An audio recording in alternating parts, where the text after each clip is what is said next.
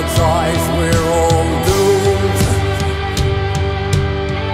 and in his lies I'm crucified for you.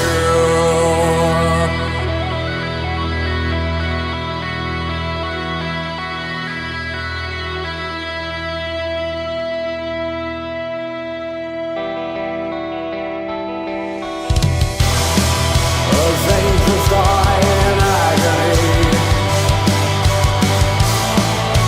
for the sins of everyone but me, you sing a song of tragedy and scream my name as you blaspheme with me, with me, with me.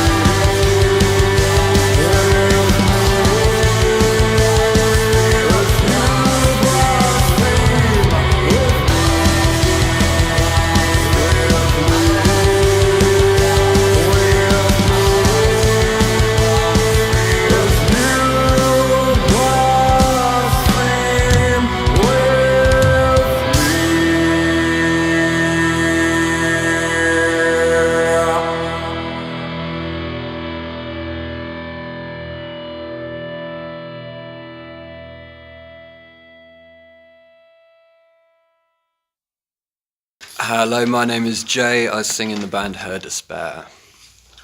I'm Jordan. I'm lead guitar for Her Despair. I'm Lee. I'm the drummer of Her Despair. Cool. So you released your most recent EP last year, is that correct? That's correct. Yeah. How has the reception been for it? I think it's safe to say we've been fairly overwhelmed with the reception. Actually, we feel that people have really taken to the music. They're really starting to get what it's all about, I think.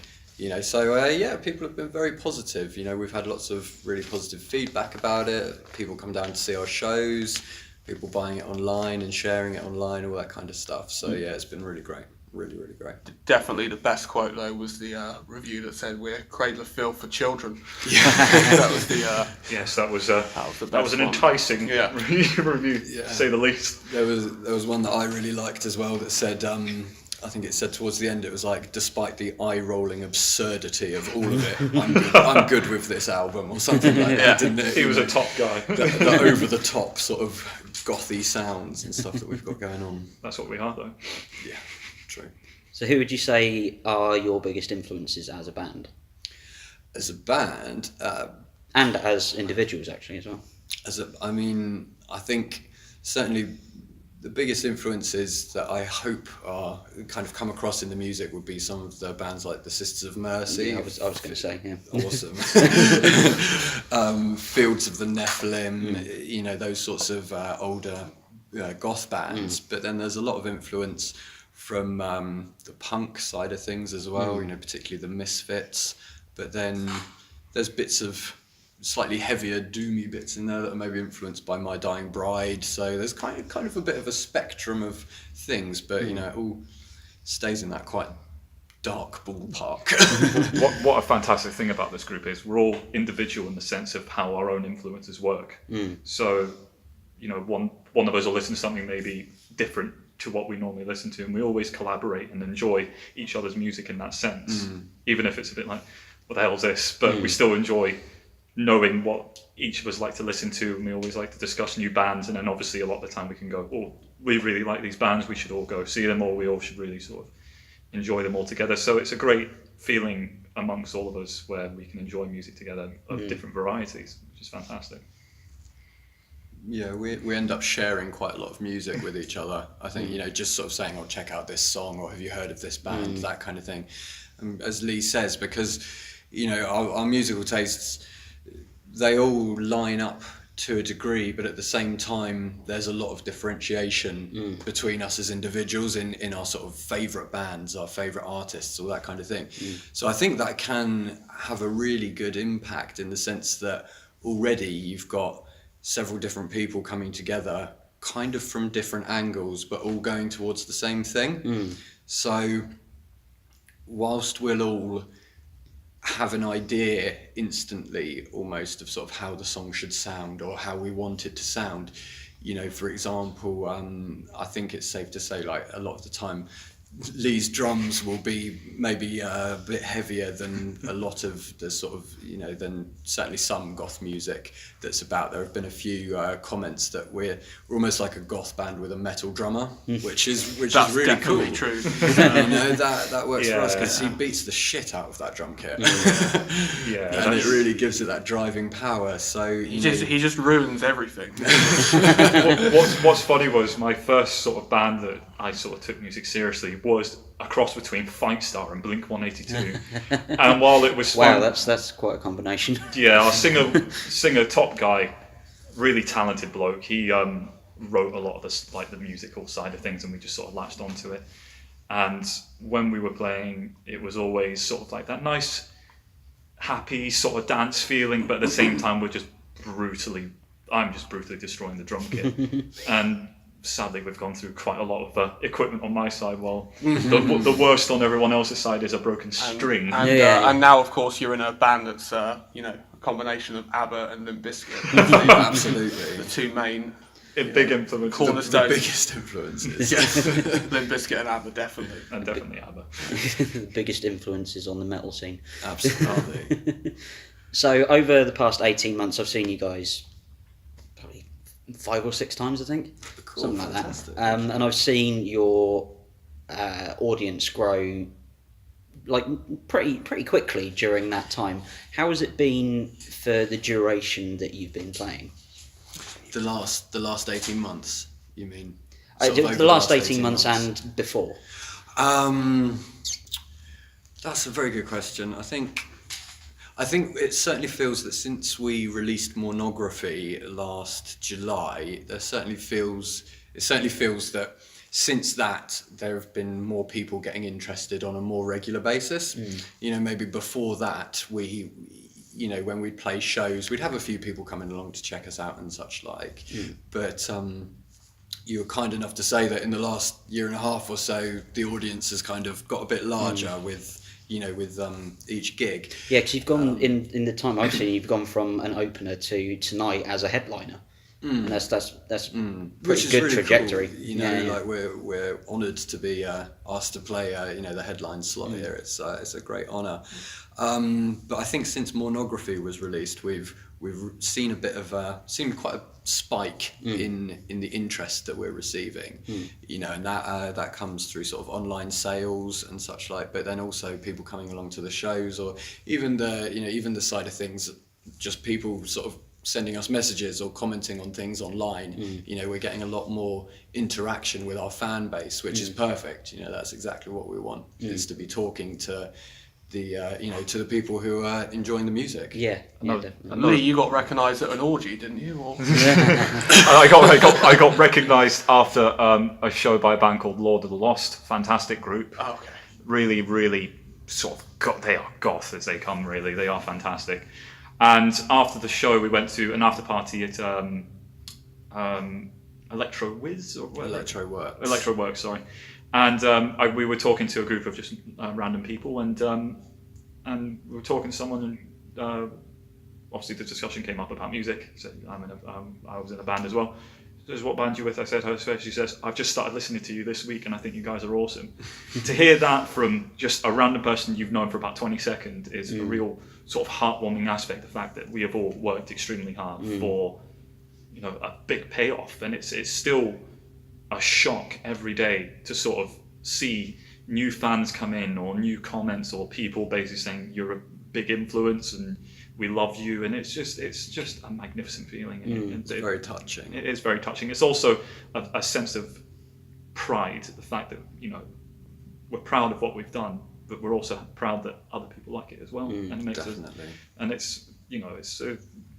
It's just a magnificent feeling. I can't really say anything more about it. To be recognised by a random person. I was recognised at Bloodstock Just Festival. before going into an orgy as well. That was beneficial, I suppose. No, I wasn't recognised. On a certain level. But I was recognised at Bloodstock Festival as well, 2018, because I was waiting for a pizza and someone asked if I was in Her Despair. I was like, I was. So I was like, oh, that's a rather interesting meet out of about 10,000 people who have their amounts there. So Did they buy you the pizza, though? no, they didn't, sadly. But You see, well. That's when you know you've made it. I was slightly intoxicated, so I don't think I could have bargained with them at that Fair time. enough. I like to think I would be recognised if it wasn't for all the checkered and salmon pink shirts that I like to wear outside of our stage shows. But The sore thumb. Cool.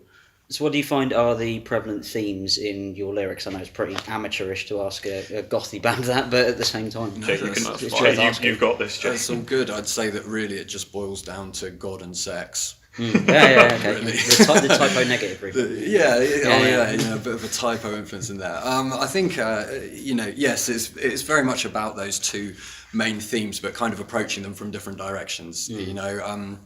In terms of the theological aspects of things, I've always been really interested in that sort of subject. So I think it's kind of natural that it comes out when I'm writing some lyrics.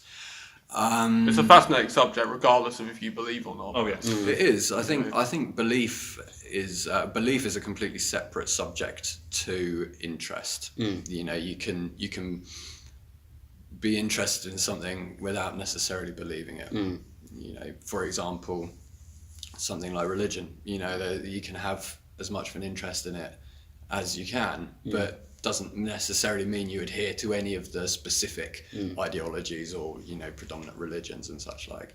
But as I say, I think it's a source of interest, and I find that it's a constant source of inspiration. I could probably say the same about sex in those regards. Yeah, source of interest, source of inspiration. we all like sex. But at the same time, you call it lust. Lust is on the side of religion a sin, so it sort of works in that concept at the same time. It kind of ties together. I remember when Jordan first joined the band. Actually, I'd given him a copy of the first CD that I did as Her Despair, which was kind of a solo CD called Hymns for the Hopeless. I gave him a copy of that, and That's also on Spotify, isn't it? it is indeed, yeah, absolutely, and iTunes and all that kind of thing. And so I'd given Jordan the copy of this CD and some ideas on how to play the songs, and so he came along to a practice. And he said, I was listening to the CD and I thought, it's really good. Listened to it a couple of times, and on about the third time I thought, right, well, I'll listen to what the lyrics are actually saying now. Let's hear what Jay's singing on about. And then he said to me, and I thought this was a pretty good quote actually. I thought this was up there with some of the review quotes. You said, it's basically a story about Jay finding God then having sex. Sounds about right. To be lyrically, yeah, I think that works as a theme. Does relate to that. We can go with that. Yeah. I mean, one thing I'll say on my side, when I never really paid attention to lyrics when I first started, because I was obviously concentrating on creating music with them. When we started writing Mournography and I actually got to sit down and read the lyrics that were written, I was just completely blown away, simply because there's so many songs nowadays that have the most basic of lyrics, but with these ones, and when I read them, I was just absolutely blown away, simply because they're just that enticing. They're very much somewhere out the lines of like H.P. Lovecraft or Edgar Allan Poe, and they're just wonderful. So, and now that I actually know what the concept was, because before then I had no idea. I just thought it was more godly than anything, but it was actually more than that. And I found that really enjoyable, and I said hats off to Jay for such wonderful lyrics. It's just so strong and passionate at the same time, and I reckon people could relate to it as well, because everyone sins, everyone has hope, it has hopelessness. It's just every little thing, and people can relate to it at one point or another, I reckon. Well, if you don't sin, then Jesus died for nothing. So. Let's go. You've got to give him something to do. Exactly. Got to put credit where credit is due. Yeah. So what have you guys got coming up for this year? We've got a few bits and bobs going on this year. Some of it's still kind of under wraps for the time being, I'm afraid. Hush.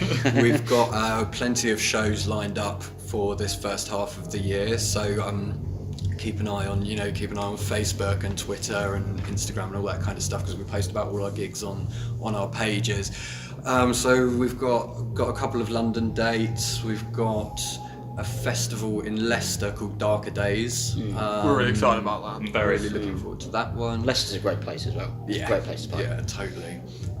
We've got Guildford. We're playing. We've got Cheltenham as well. High Wycombe. Yeah. where's that play? Whitchurch up north as well. Hopefully something in Manchester. At the moment, our booking agent is just sort of hoping to sort something out. Leeds? For, up north. Leeds as well. Leeds. Really looking forward to Leeds, particularly as that's where the Sisters of Mercy formed. Of course, Jay. So for me, Of course. it's like a spiritual mecca. You know, Yeah. there's something like coming drawing me to Leeds. Yeah, coming home to Leeds. That's it. So. Who knows? Maybe they'll pop in when we're playing and they can hear us ripping them off or something like that. So yeah, we've got quite a few gigs lined up. There will be more material this year. Hopefully, if everything goes to plan. World exclusive for you.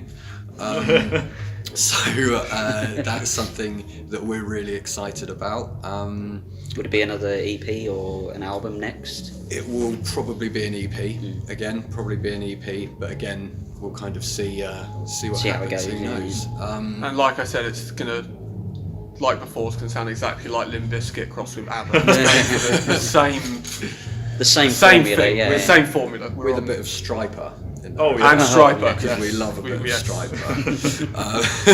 You're not going to wear like the Bumblebee outfits that they do, are you? Oh, I don't know. We can think about that. I like that idea. Simon. That's a good idea. The new music, we're really excited about it, and as I say, I don't want to give away too much of the secret just yet. But it's gonna. Well, I just did. Yeah, I was a gonna- lot Cat's out of the bag. I was A gonna lot of people say- are just going to go, oh, come on. I was going to say how no. it sounds slightly different to our sort of current catalogue, but more of an evolution. But I suppose saying that will just confirm this rumour now that it sounds like Striper. Definitely ABBA though. Oh, yeah. Definitely ABBA. So yeah, we're really looking forward to 2019. Really looking forward to it. The Year of Despair. Yeah. It's actually a pretty good name for a tour. That'd be pretty good. Yeah. Tour of Despair. Better speak to our booking agent. That's it. Cool. So where can people find you on the internet? So we've got Facebook, Twitter, Instagram. So it's all just / Facebook is / Her Despair. Twitter and Instagram are Her Despair Band, because someone had already taken the name. Then there's plenty of music on Spotify, iTunes. SoundCloud. Are we on Yeah, we're on SoundCloud. Yeah. Our main website, so to speak, would be herdespair.bandcamp.com. You know, that's where we sell our CDs. We've got T-shirts for sale on there as well, pocket mirrors, lighters, little bits. I was looking at your like that. merch downstairs, thinking this is like really professional. Thank you. Professional Thanks. display. And if you come and see us live and you go to the merch stand, you can get a lighter with an attached bottle opener. Who doesn't want that? I've never seen a band do that. I think Which we is- definitely. It's particularly helpful when my lighter runs out of gas as well, because then I can just borrow one from the band supplies. So if you buy one, it might have been used by me once or twice. I do like the fact that one of the people that gave us a great sort of boost, especially in the States, surprisingly, which was amazing. She did a little video on Instagram, thinking that one of our items was just like a button, and she was like, "Oh, it's a mirror as well." So I'm really happy. I was like, "We've done well right by this." We've got to give a shout out to Adrian LeVay on Instagram, or Elijah Resurrected. She has two screen names. One is Elijah Resurrected. One is Adrian LeVay.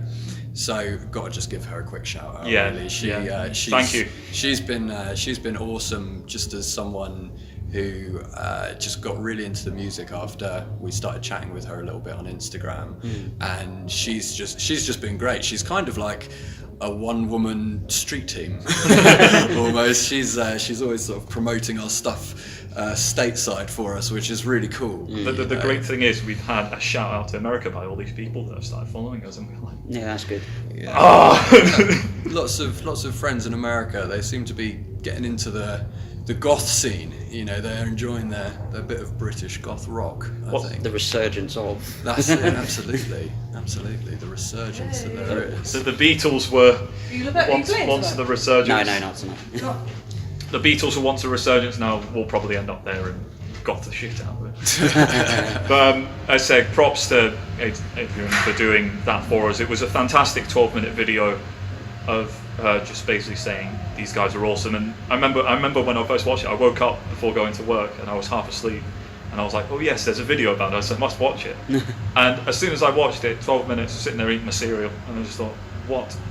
Just amazing, thank you. What cereal were you eating? Oh, Cocoa Pops all the way. Cocoa Pops. Trademark, by the way, in case anyone wants to sue.